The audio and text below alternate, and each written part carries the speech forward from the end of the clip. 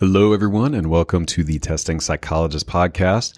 I'm your host, Dr. Jeremy Sharp, licensed psychologist, group practice owner, and private practice coach. Many of y'all know that I have been using therapy notes as our practice EHR for over 10 years now. I've looked at others, and I just keep coming back to therapy notes because they do it all. If you're interested in an EHR for your practice, you can get 2 free months of therapy notes by going to thetestingpsychologist.com/therapy notes and enter the code TESTING. This episode is brought to you by PAR. The new PAR training platform is now available and is the new home for PAR talks, webinars, as well as on-demand learning and product training. Learn more at parinc.com/resources/PAR-training. All right, everybody, I am back here with a podcast episode about a question or topic that gets a lot of airtime, but not a lot of conclusion or follow through in the testing world. And that is, how do you consider and possibly set up an internship and or a postdoc program in your private practice? I think a lot of us are really struggling with hiring licensed folks, and so many people are trying to turn toward trainees or pre-licensed folks to serve as almost a pipeline for building your staff, and for many other reasons. But internship and postdoc has gotten a lot of attention over the past few years, but not a lot of us know how to go about that process. So my guests today are from Clover Educational Consulting Group. It's a group that helps entities set up and evaluate internship and postdoc programs. My guests are Dr. Erin Foley and Dr. Juliana Rosa, and we get into a lot of topics related to internship. So we talk about advertising for internships and postdocs and what that even means in this world. We talk about the bare minimum requirements to apply for APIC membership. We talk about the difference between membership and accreditation. Talk about the differences in internship and postdoc requirements as far as training and supervision. We talk about program evaluation and the key variables that you should be measuring, and then how to use that data if you do measure it, and many other things. This is a pretty rich discussion, and I really enjoyed talking with them, especially because Clover was the group that helped us set up our consortium way back when, and I feel fortunate to be able to circle back and share some of their knowledge with all of you. Now, if you are a practice owner and you're looking to build your practice in any kind of way, I would love to support you with that. At this point, I think when this was released, we're maybe a week or two out from the next cohorts of Testing Psychologist Mastermind groups getting started. Those are starting the second week of July, and may have a spot in one or two of them. So if you're looking for group support, group coaching, accountability, homework, and just folks to help you through the process of growing your practice, could be worth checking out. You can go to thetestingpsychologist.com/consulting and schedule a pre-group call to see if it's a good fit. All right, let's jump to my fantastic conversation with Erin Foley and Juliana Rosa from Clover Educational Consulting Group.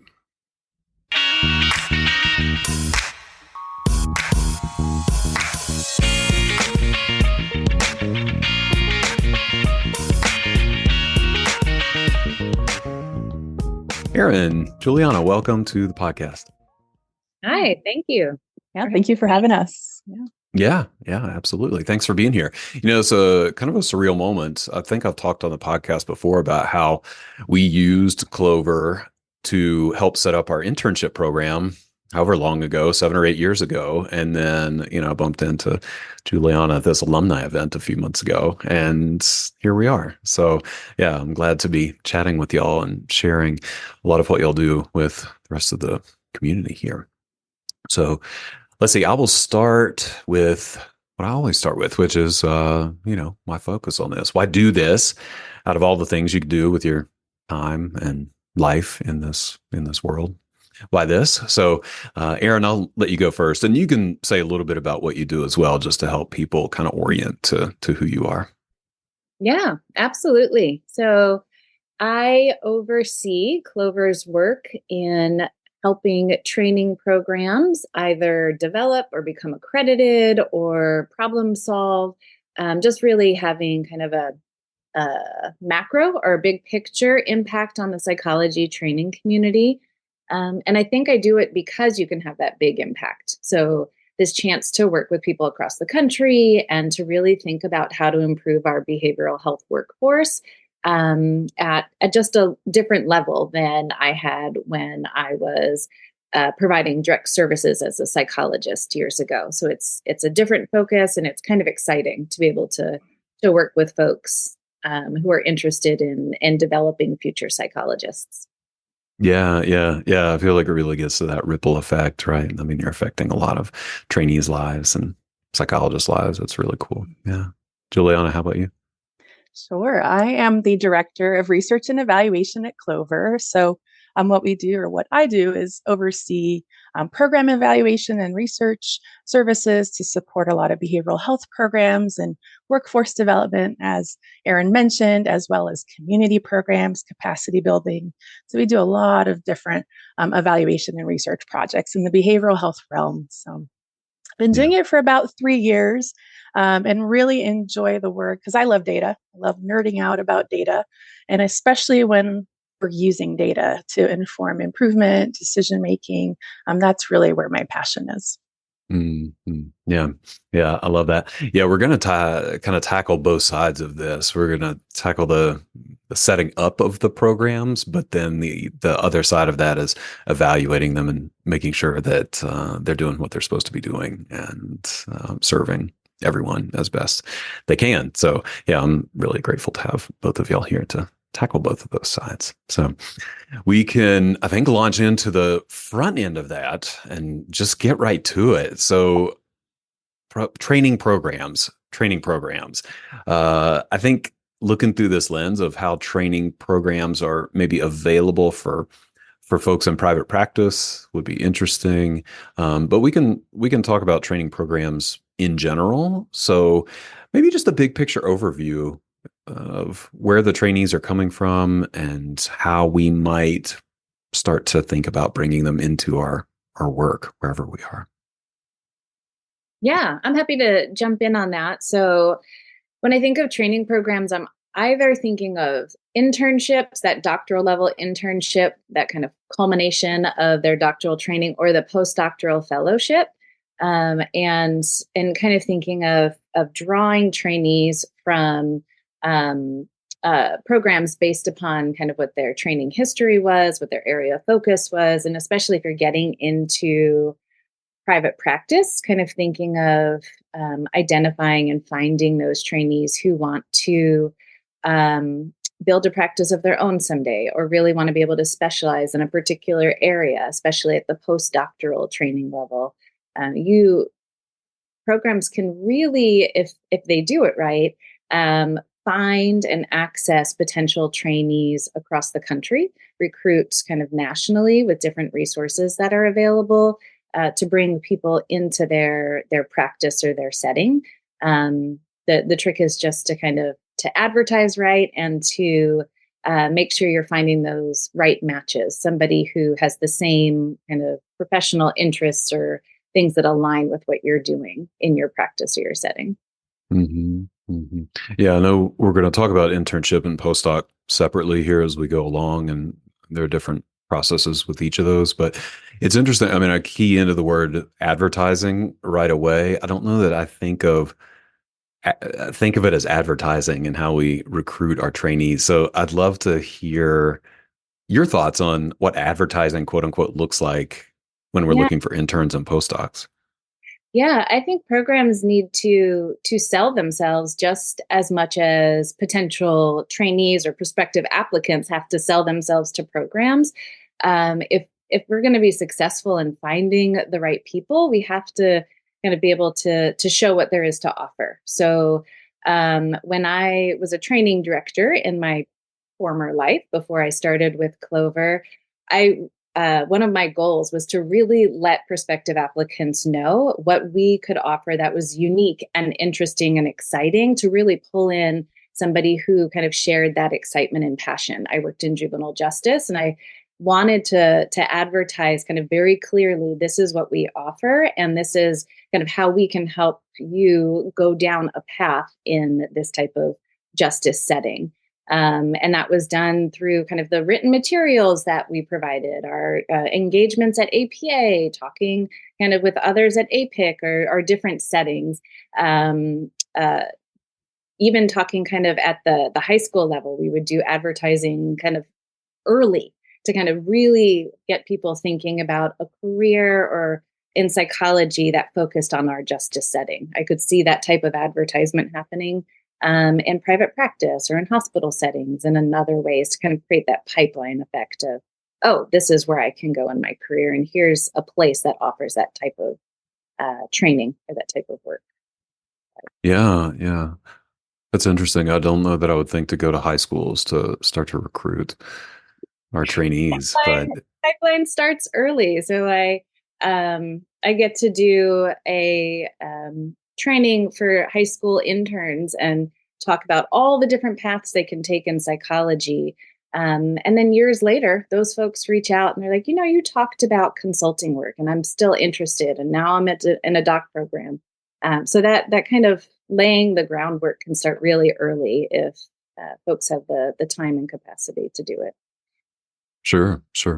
Yeah, I talked with neuropsychologist Lynette Abrams Silva, and she does a lot of work. You're both nodding. Do you know her? Know of her? Yeah, she's done a lot of educating around diversity in the field and such. But we talked a little bit about that. How do we set up this pipeline, particularly for more culturally diverse or kind of marginalized groups to get into neuropsychology specifically?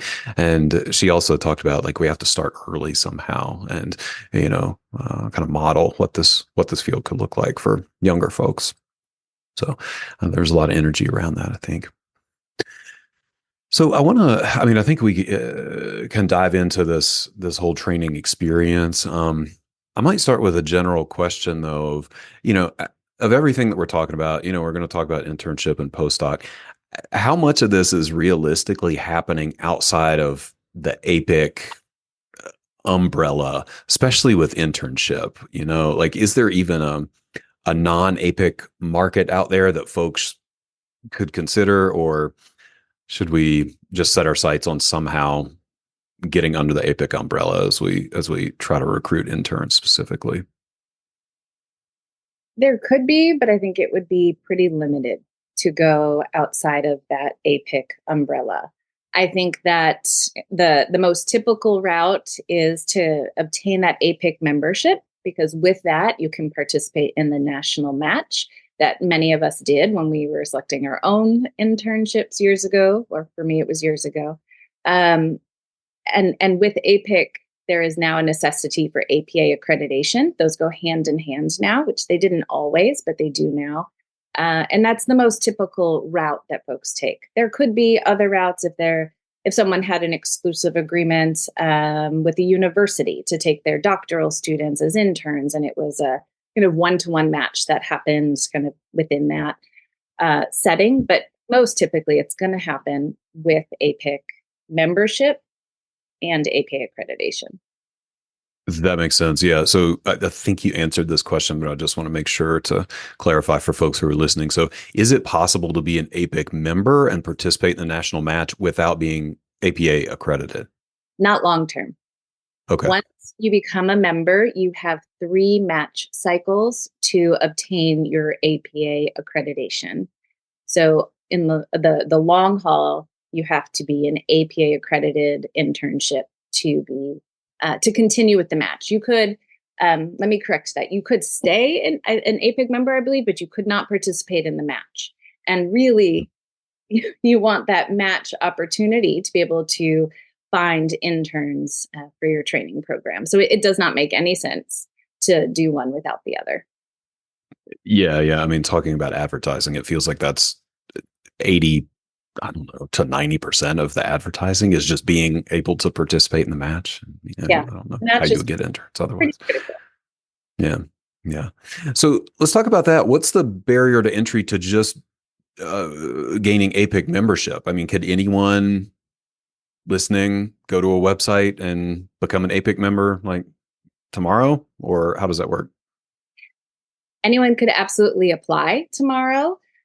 When people apply, they have to have some things in place before they go through the process to make it worth your time. You want to make sure you have a training program essentially kind of sketched out and propped up. So you know what your training goals are, what competencies you're training your trainees in.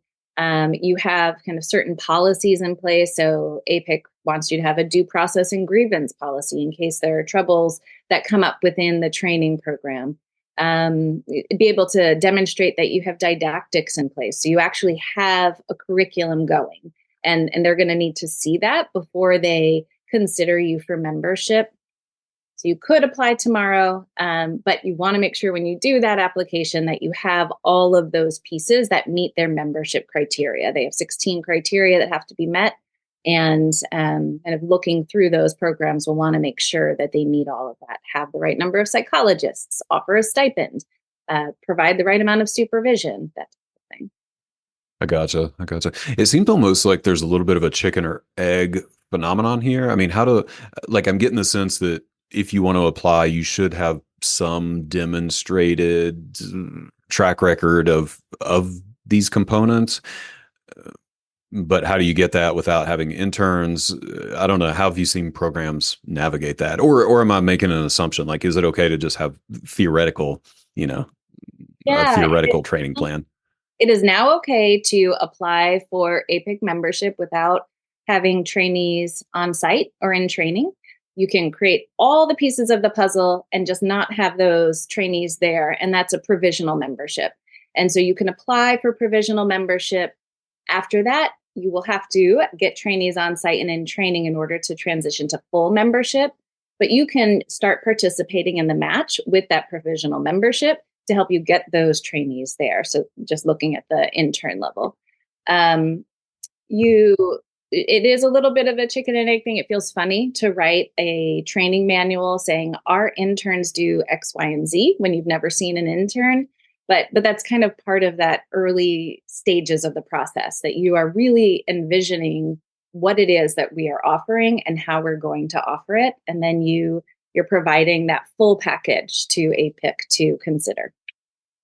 Okay. That sounds great. And I wanted to circle back just to touch on some of the components that you mentioned, and emphasize there are some things that you probably need to have in place. I think in our pre-call, you said folks have to have at least 2 psychologists on staff. Is that right? That's right. So at least 2 full-time equivalent psychologists.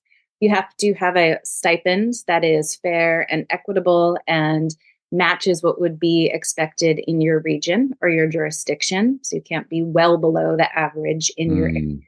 APIC really wants to see that it's fair and equitable. And you need to be able to provide 2 hours of individual face-to-face supervision with your trainees, which can sometimes be a burden.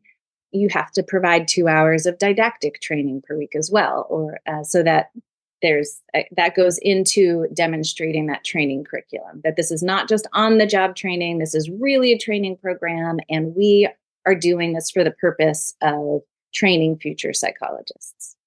Right. Yeah, I know in our materials, even I think we're up for reaccreditation this year. We're having to fill out a bunch of information which is super fun. But one of the main things that they keep emphasizing is, hey, this is a training experience first, and not a money making experience for the practice. And so, yeah, making sure that the training is in place and the stipend is in place.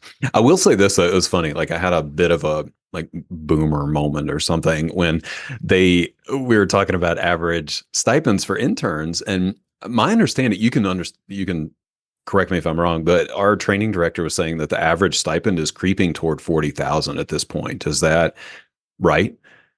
Mm-hmm. Yeah, that sounds about right. That sounds well different from my 14,000 when I was an intern. Oh my gosh. Yeah. Okay. So you have me beat. I mean, I thought I was like struggling at 25, but I definitely had this moment. I was like, what, 40,000? Who gets 40,000? But then I went back and like did the inflation calculator and it totally makes sense. Like it should be about 40,000. Right. But Yep. it just goes to show, things change and you got to adapt. But I think that's good for people to know too.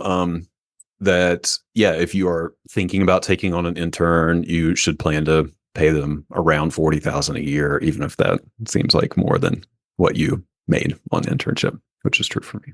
Yeah. And it's also the other thing that sometimes comes up with private practice is you can't, in your materials, either for APIC or APA, talk about it being based on clients served. So it really has to be a stipend. And that can be challenging for folks to really plan out that regardless of how many clients my trainee sees or what the billable hours are, they will receive this stipend and that it'll be equal across those who are in the training program. That can be a little bit tricky to navigate for folks. You can bill, of course, for your depending on where you are, for your interns or your postdocs services under the supervisor, or you can kind of do some different things, but their stipends have to be equal. Right, right. Set out ahead of time. Yeah, yeah. I'm actually glad you touched on that. I noticed that in the materials. It'd been a long time since I'd filled out these materials, so I think I forgot. But it was super clear too that we can't say required to bill a certain number of hours per week. It's more like a target, and yeah, you have to be explicit that they'll get their stipend no matter what. It can't be they can't be hourly employees. Right. It's a salary, and they get paid that even if they bill the hours or not. Yeah, super important. Anything else, just as far as the components that people need to have in place or make sure that they can provide before thinking about applying for an internship program? Those are the key ones: having the right staff, the right stipend, and the capacity to do the supervision and the training activities. So if you have those pieces, you can start to build kind of the additional requirements around that. Yeah, fantastic. So this might be a good place just to dip into accreditation a little bit. It is a process, Mm-hmm. and I think that's why, I think use y'all to set up the internship and like help with our accreditation, and make sure and kind of like coach us along. Could you give just a general overview of then what people would be looking at 2 or 3 years down the road when they go through the accreditation process? Sure. The accreditation process begins with a self-study. So anybody who is applying for accreditation will complete a self-study that covers 5 standards of accreditation and all of the pieces therein. They will be looking at things like their setting, their resources, their budget, their training curriculum, their training aims, their staff, their internship data. They'll be looking at policies and procedures, all of the written materials that go with that, and compiling that into this big thing that a lot of the folks I work with equate to completing their dissertation. So it feels like a lot. There's a lot that goes into it. And with that, they'll submit a self-study. It's reviewed in a preliminary way by the Commission on Accreditation, and they will receive potentially approval for a site visit or request for additional information. So you self-study, site visit, then there's a site visit report that you have to respond to. Then all of that information goes to the Commission on Accreditation for them to make their decision. And the length of time for that varies for programs, but it can take several years, honestly, to get from point A to point B. So just because there's some back and forth, there's responding to review, there's waiting for the site visit, there's making sure you have the trainees on site and in training at the time of a site visit. All of those pieces have to fall into place in order for you to get from application to accreditation. Yeah, it's a lot. So this is where I bring in the possibility of a consortium, because that has helped me personally immensely, because I didn't have to do any of that. Like we're part of a consortium, and we have, a training person, training director, I suppose, who is over the whole thing, and she completes all of those materials. So, yeah, I mean, what's the likelihood? I'm not sure what question I'm trying to ask, I suppose, but it's more around, what's a consortium look like? How does that work if there are private practices out there who might want to join an existing one or build their own? I'll leave it open and see where we take it. Let's take a break to hear from a featured partner. Y'all know that I love therapy notes, but I am not the only one. They have a 4.9 out of 5-star rating on trustpilot.com and Google, which makes them the #1 rated electronic health record system available for mental health folks today. They make billing, scheduling, note-taking, and telehealth all incredibly easy. They also offer custom forms that you can send through the portal. For all the prescribers out there, Therapy Notes is proudly offering e-prescribe as well. And maybe the most important thing for me is that they have live telephone support 7 days a week, so you can actually talk to a real person in a timely manner. If you're trying to switch from another EHR, the transition is incredibly easy. They'll import your demographic data free of charge, so you can get going right away. So if you're curious, or you want to switch, or you need a new EHR, try Therapy Notes for 2 months, absolutely free.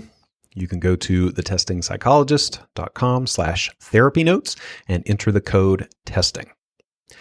Again, totally free, no strings attached. Check it out and see why everyone is switching to Therapy Notes. I'm excited to tell you about PAR's all-new PAR training platform, an elevated online learning environment with everything you need in one place. This is the new home for PAR Talks webinars, many of which offer APA and NASP-approved CEs, and also houses on-demand learning tools and PAR product training resources. Best of all, it is free. Totally free. To learn more, visit parinc.com/resources/PAR-training. All right, let's get back to the podcast. Yeah, so a consortium is really a coming together of different organizations that are agreeing to operate under the same overarching training umbrella. So they'll have it's under the training program name, and there are certain policies that are specific to the training program. But the organizations are coming together and kind of signing a consortial agreement that we will all train under this umbrella in the same way. So we will pay our interns the same stipend, right? That it's equitable across our different training sites. And we will engage in didactic training in particular ways. But you're like sharing resources and you're sharing responsibility. And if you have the training director at one of those sites or at a university site, a lot of places will kind of engage with universities, and there's a consortium that include kind of that university support, and the training director might be housed there, but then you have these other settings. The benefits of being able to resource share across all of those spaces is tremendous. And to get that going, it might be a matter of seeking other champions in the community who are really wanting to have the opportunity to provide training to future psychologists, but know they cannot do it on their own. And kind of seeking out kind of potential private practices or other agencies that are willing to come together to collaborate. We've seen in the past couple of years, especially in some more rural areas or in areas where there's just not enough resources potentially, where private practices come together and create a private practice consortium, which is really cool. And then you have all of these interns who are doing kind of similar work, but in different settings, and they can come together to kind of talk about what that experience is like. And the supervisors, those providing the training, can share the resources and responsibility of offering that to those interns. Yeah, that's great. Yeah, it's been a real benefit for us to be able to share the training burden, I suppose. Not that it's a burden, but, to spread out the training responsibilities and the didactics and the supervision and just, kind of have partners in the whole process. It's been really nice. And I think it's a an attractive feature for interns because they have a cohort, right? It's not just coming to a private practice and being the only intern. They have a cohort of folks that can make Yeah, the experience a little better. they do. And we didn't mention this earlier, but for any internship that's it's kind of planning development, the plan should be to have at least 2 interns in your program. So there is a need to have that socialization and communication amongst the trainees. Mm-hmm. And having more, maybe not getting wild and having 20, 30, 40, but having more interns creates an environment where they can learn and grow kind of together. Yeah, that's fantastic. I'm going to ask a really granular question that comes up sometimes. We've talked about supervision and needing to have those psychologists on staff. There is the potential guideline of needing psychologists to be licensed for a certain amount of time. Is that accurate? There's like the 3-year mark deadline. People have to be licensed for 3 years to be able to supervise interns within APA accreditation. Is that true or is that not true? That kind of floats around out there. I don't know if that's entirely accurate. I would have to dig back through the standards to find that. And I'm actually wondering if that is more of a requirement by jurisdiction rather than by APA. So, sure. In certain settings or in certain states, you have to complete formal training in supervision before you can provide supervision. And that is not true in all states. I don't know that that's a correctly captured as an APA requirement. Okay, that's good to know. Good to know. Well, let's pivot to postdoc a little bit. So postdoc feels a lot more like the Wild West, unless you're doing a formal fellowship like a neuropsych fellowship. Those seem to be more well-defined. But otherwise, I hear a lot of stories about postdocs that vary greatly, let's say, in terms of training quality and experience. So talk to me about postdoc. Like, is there an accreditation like for internship? Is, their APIC membership, is that still relevant? Like, what do we need to know if we're trying to set up a postdoc? Well, there are different options that you have if you're trying to set up a postdoc, and some of it depends on what you're trying to accomplish. So if you are looking to provide a space for people to just receive the required supervision they need to become licensed, that might not be a postdoc. That could be your on-the-job training with a supervisor available to sign off on your hours and to oversee your work. But if you were looking to really provide that next level of training that people are seeking, and you want to do that in kind of a more formal way, then that's a postdoc. And that might be where you dip your toes in the water and kind of say, okay, I'm going to apply for APIC membership so that I can kind of have something a bit more formal to offer to trainees. And there's a role for APIC membership. There's a role for APA accreditation. It depends, though, on kind of how much you want to offer and kind of really what you're looking to set up. Are you looking to create something that's highly competitive? Are you looking to create something that's highly specialized? Are you looking, it just kind of depends on where you want to go with postdoc. It is a much more variable than internship and much less clear. But there are these different options for you. We're seeing a lot of folks right now who are coming to us who have a postdoc in place, but they have trouble recruiting. And so they're electing to apply for APIC membership so that they can demonstrate more clearly that they're meeting some basic criteria of training and that they can offer something particular, a certain amount of supervision and training activities, and that they've had some vetting by there's this place that we've become members of, and you can see our materials here, and that kind of helps them a little bit more. They might want to become APA accredited for the same reason, become a bit more competitive and to be able to demonstrate at that level that they have an accreditable program with a certain kind of level of quality that they're seeking to meet. Yeah. You mentioned that people are having trouble recruiting postdocs. Do you Yeah, have any more insight into that? Because I hear that as well. Everybody wants a postdoc, like it's so hard to hire licensed folks these days for any number of reasons, and so people are turning to postdocs and interns, but mainly postdocs to start to fill staffing needs. But we're also having trouble finding postdocs. So I don't know. What are y'all seeing from your side in terms of difficulty filling those positions? I wish I had great insights to offer around postdoc. It's kind of a mystery to me, but what we see folks saying, or what they come to us with, is that they're not getting the applications, that they're trying to figure out how to reach applicants, and that's just a struggle. And then we sometimes see people that aren't advertising themselves, like I mentioned earlier on, in a way that would really attract somebody. Just missing, wow, you were doing this really cool thing for your postdoctoral trainees.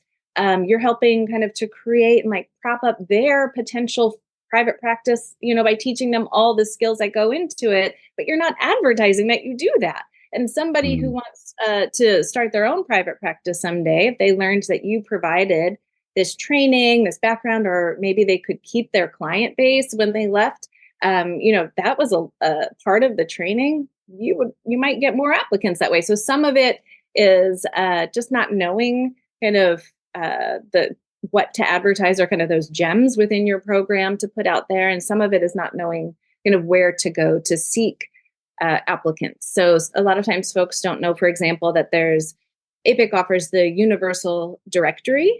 So it's a universal postdoctoral psychology directory that people can put their information into, whether they're an APIC member or not. You don't have to be an APIC member to put your postdoctoral training program information into the directory. And not everyone knows that. So, there's just kind of some things that people might be missing in terms of getting the word out. And then sometimes maybe postdocs are just looking for on-the-job training and somebody to sign off on their hours so that they can go, do what they want to do, and they're not seeking the more formal route. It kind of depends. It could be any number of reasons, I suppose. yeah, yeah. We talked about salary info with interns. Do you have any numbers or stats on average compensation for postdocs these days? I don't have those stats. I can say though, if you're going the route of APIC or APA, it's the same deal with postdoc as it is at internship, that you have to advertise up front, and it has to be kind of this stipend that does not depend on the work that's generated by the postdoctoral fellow or trainee. And so it can create kind of a challenge in that similar same vein that it would for your internship level. But if people were curious, one of the things that folks can do to see what's being offered in their area is go to the APIC directory, look for postdocs to say you're in Denver, and you look for postdoctoral fellowships in Denver, and you see what the kind of average is. That's one way to kind of find out a little bit more about what people are providing as a stipend in your areas, to go like right to a source that can give you the actual kind of current stipends for the postdocs where you live. That sounds good. Yeah. I know what I'm going to be doing after our interview is over. Make sure we're paying everybody appropriately. Yeah. Yeah. Let's see. Before we wrap up the postdoc discussion, you mentioned the training, training requirements. That's a decision point, just, between an actual postdoc and just on the job training. Are the requirements for training for postdoc as rigid or well defined, I suppose, as for internship? Or what are we expecting? Yeah, if we want to go that training route. There's a little bit more flexibility, but there is still an expectation that you're doing a couple of things. You're providing that 2 hours of individual face-to-face supervision per week, and that can be a sticking point sometimes at the postdoctoral level, to provide those 2 hours. And then you have to provide 2 hours of training activities. It's not defined as didactic lectures necessarily at the postdoc level. It could include group supervision, case consultation, grand rounds, seminars, different things. So there's a little bit of flexibility there in terms of what those training activities might entail, but you have to have those offered each week throughout the whole training. Fair enough. Yeah, that's super helpful. Super helpful. Okay, so we've laid a lot of groundwork. I think, folks should have a decent idea of how to apply for, maybe pursue internship and postdoc. Juliana, you've been waiting very patiently to talk about program evaluation and what happens on the back end. So yeah, let's open it up. Just general, I'd love to hear a general description of what that means when you say program evaluation. Sure. And it even starts before the program evaluation. A lot of times we do feasibility assessments for individuals or organizations who are interested in knowing whether or not they should start a training program, right? Are there other training programs around? What are their resources? Is there grant funding available? And so we do some of that legwork right before we even start, right? But as folks start their own training programs, there's a lot of required data points if you're accredited through the ARO system that we assist with collecting. But it's not just that, it's also thinking about evaluating your program, in this case, your training program, for continuous improvement, right? Quality improvement. You want to make sure that your training programs are effective, right? You're training the next generation of psychologists. Are you doing a really good job? Are they prepared, right? Do they feel a sense of confidence and autonomy as they go out and look for a job, right? So really, that's where program evaluation comes in. We help with the required data collection and reporting, of course, with both accreditation and for grants, if you have a grant. But it's also a matter of really keeping in touch, a temperature check of what's going on with your internship or your postdoc, right? It could be just simple surveys or focus groups or interviews. And so assisting with that is really something that we do, but it's something that programs should do in general, right? Being able to have real-time data that they can use to pivot, right? Especially in that developmental stage, as you're starting off a training program and you're kind of experimenting with different didactics or different conference attendance or different elements, it's so essential to have a perspective on how things are going in case you want to revise it and improve it next time. And so, it can really be impactful if you're using that data continuously and collecting it continuously. Yeah, yeah. So I know that y'all do this independently. I'm curious about the integration with APIC or APA, and again, like kind of what I guess it's like what is required and or what's optional or fun, I suppose, and program evaluation. When do we like have to be worried about this, and when should we just probably do it because it's a good thing? Erin, I'll let you speak to the required. Can I speak to the fun? Yeah. So if you decide to become an accredited program, you will have to evaluate your interns. That is a full stop requirement. You're going to have to evaluate their competency development over the year. That's called your proximal data, the data that's happening in the program. Are they reaching kind of some minimal level of achievement that you would expect a trainee to reach during the training year and at completion?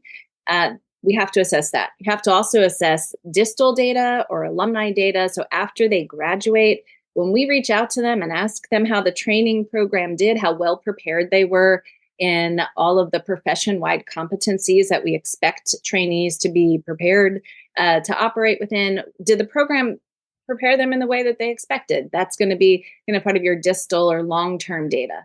Absolutely required. So you have to look at those things each year. There's also this annual reporting online.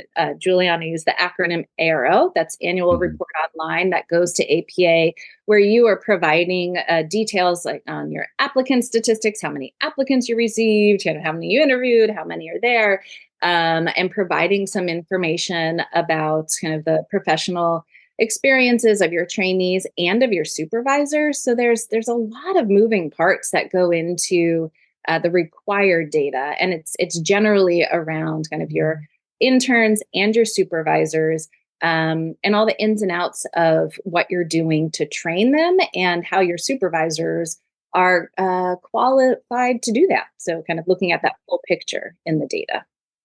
Gotcha. And the fun part. Yeah, the fun stuff. We do all sorts of stuff. So we've worked with programs looking at their diversity and inclusion, equity and inclusion work and recruitment, looking at demographics of interns and other trainees that are in their program, looking at any initiatives or training that they deliver in that area, how our program or how our interns reacting to those trainings, what are their feedback around that. So we collect a lot of feedback. That's one thing that we do. Another thing, too, a little bit bigger, is looking at cost effectiveness as well as cost impact for training programs. So Hmm. sometimes we work with programs and looking at how did the intern impact the site, how or the postdoc, how many individuals did they serve, right? And how much did that affect the cost of service delivery for your organization?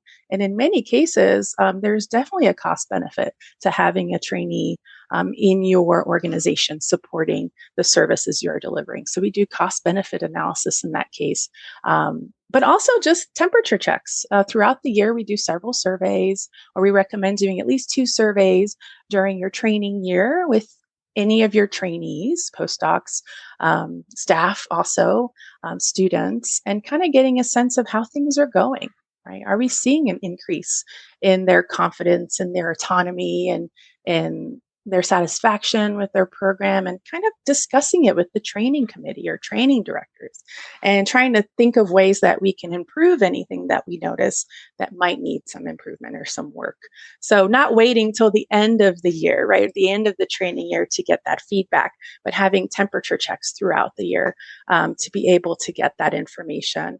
And as you start off, you have a small internship or a small postdoc, with a couple of people, right? It's more one-on-one. But as your program grows too, sometimes those surveys can be really helpful in getting that information. So those are the fun things, especially when delivering new services or new training activities. We have programs that want to try a different training model, or during COVID, switching to virtual training and getting some feedback around that. So really, evaluation, research. We do a lot of research on best practices, like what are some trainings that are out there for students that we can incorporate in a program. So really, evaluation and research can be incorporated in any stage of your training program, right? From developing a cost benefit analysis to just looking at your efforts as you're rolling things out. So it really can be incorporated at several stages.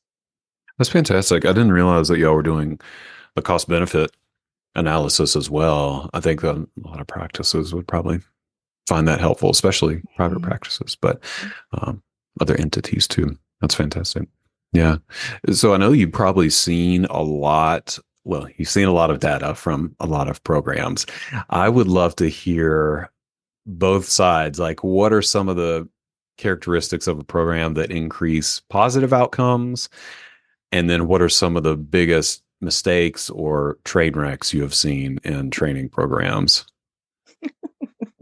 Absolutely. I think the outcomes, the programs that have the best outcomes, a lot of what we're seeing is about relationships is a huge part of it. Hmm. Having effective relationships with your supervisor, with your training director, having open communication. So a lot of those things that play out in a regular job too, right?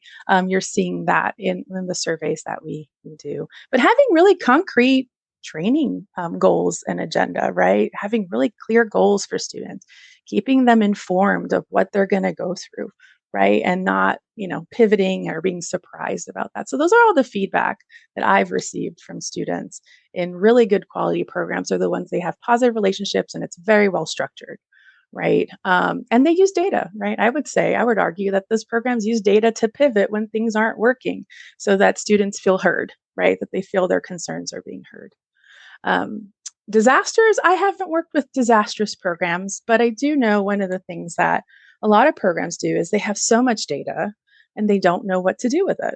Right? How do I start? What's important? How do I make comparisons? And so Mhm. that's really losing sight of the fact that you have these data requirements, but that's not just it. You might have other things as well.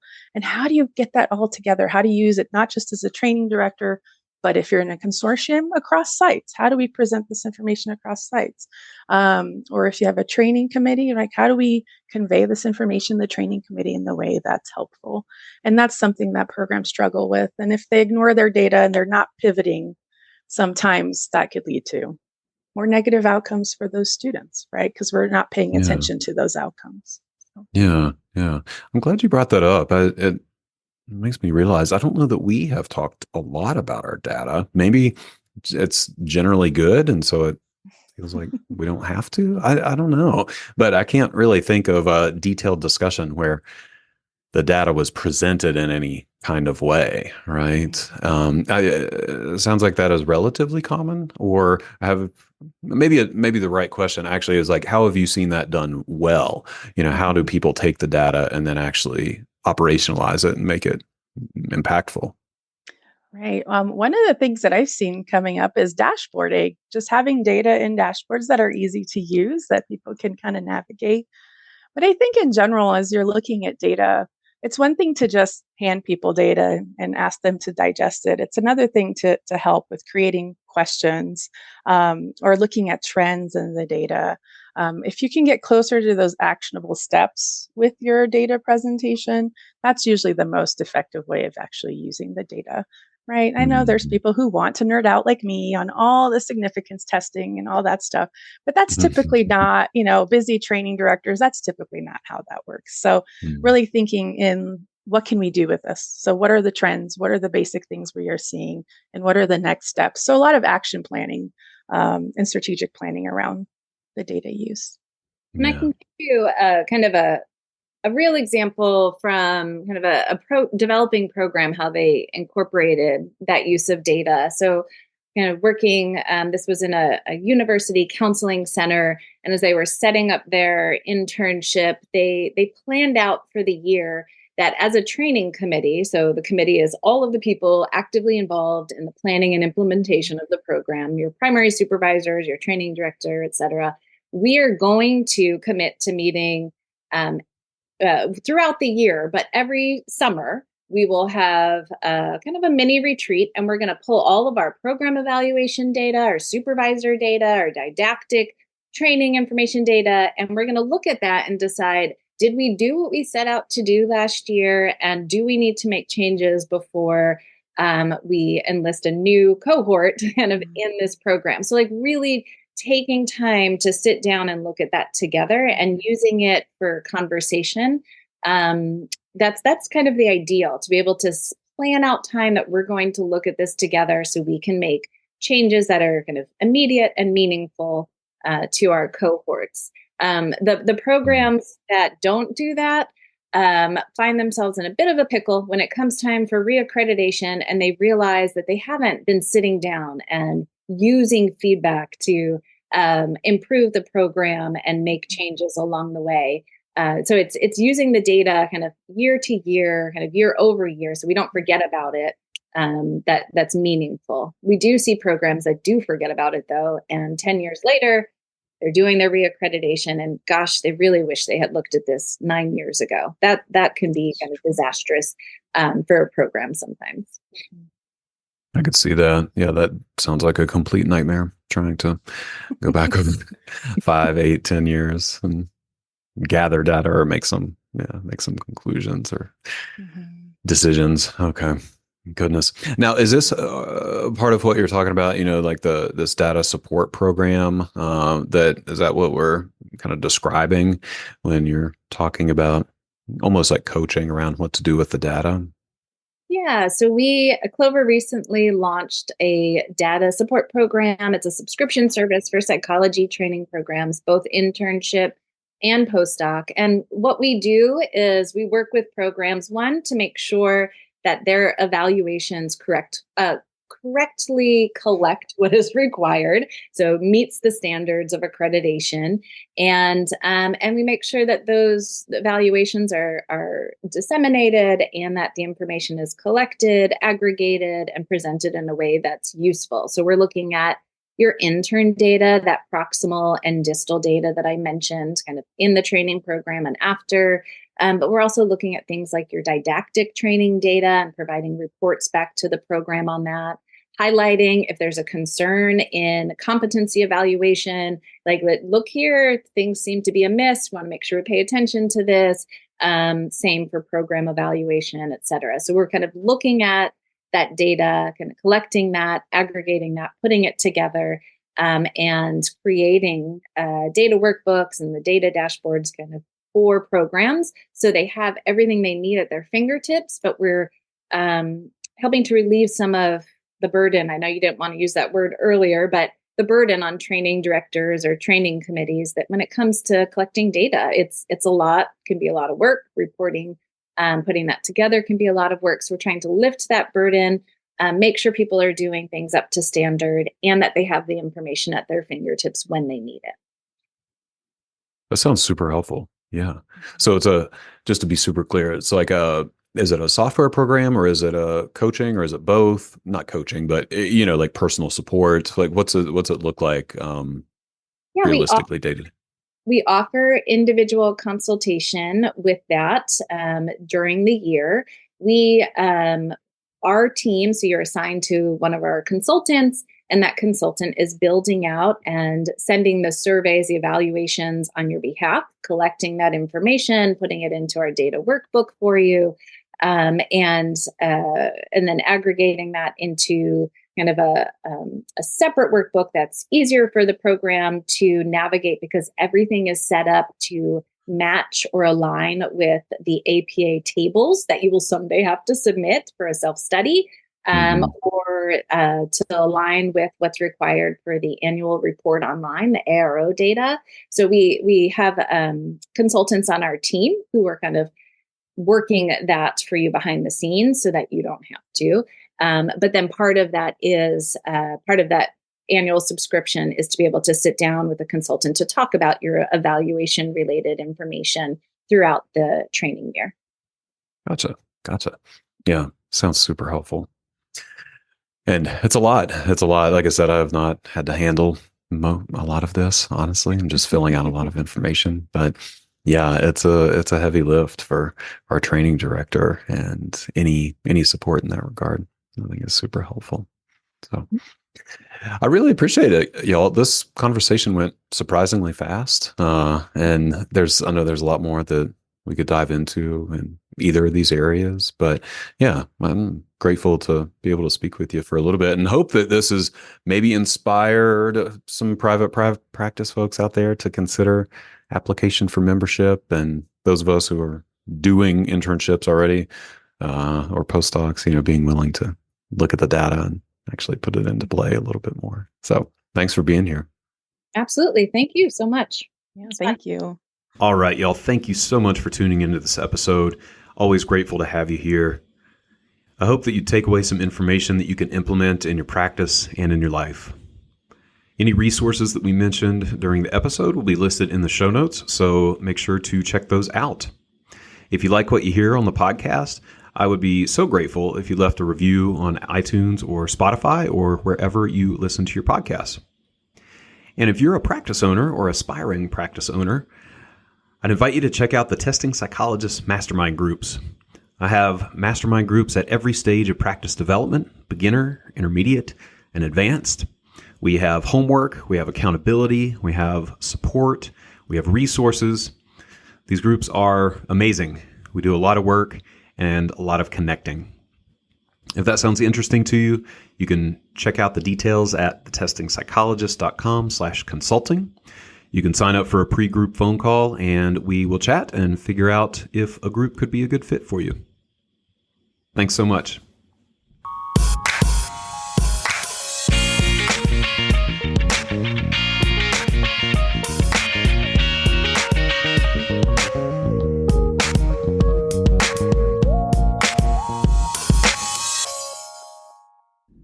The information contained in this podcast and on the Testing Psychologist website are intended for informational and educational purposes only.